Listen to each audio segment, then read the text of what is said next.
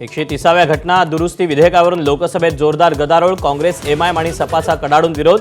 विधेयकातील तरतुदीनुसार शिक्षा झाल्यास पंतप्रधान आणि मुख्यमंत्र्यांची खुर्ची जाणार।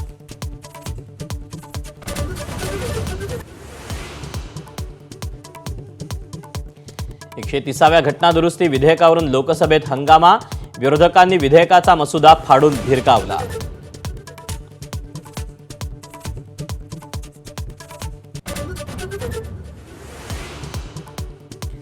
खड्ड्यांनी भरलेले किंवा वाहतूक कोंडीमुळे जाण्यायोग्य नसलेल्या महामार्गांवर टोल नाही। सर्वोच्च न्यायालयाचा ऐतिहासिक निर्णय। केरळ उच्च न्यायालयाचा निर्णय सुप्रीम कोर्टाकडून कायम।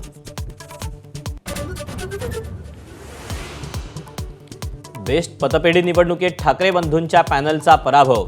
शंकरराव पॅनलचे सर्वाधिक 14 तर महायुती प्रणित सहकार समृद्धी पॅनलचे 7 उमेदवार विजयी। ठाकरे बंधूंना भोपळाही फोडता आला नाही।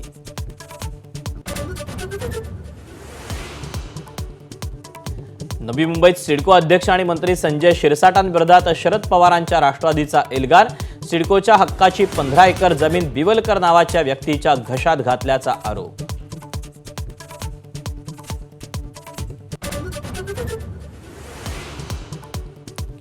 राष्ट्रवादी शरद पवार गटाचे आमदार संदीप क्षीरसागरांनी अजित पवारांची घेतली भेट। बीडचे पालकमंत्री असल्यानं भेट घेतल्याची क्षीरसागरांची स्पष्टोक्ती।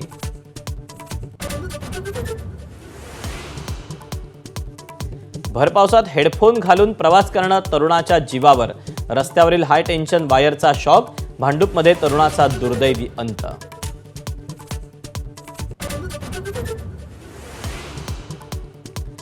मुंबईसाठी पावसाचा अलर्ट पुन्हा बदलला। हवामान खात्याकडून ऑरेंज अलर्ट जारी। कमी दाबाचं क्षेत्र मध्य प्रदेशकडे सरकल्यानं पावसाचा जोर ओसरणार।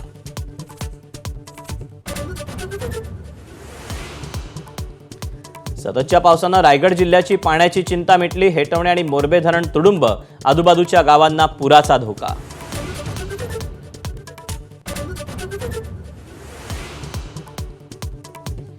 जळगावच्या वारखेडी गावात विजेच्या धक्क्यानं एकाच कुटुंबातील 5 जणांचा जागीच मृत्यू। तारेच्या कुंपणामध्ये वीजप्रवाह सोडल्यानं मृत्यू झाल्याची माहिती।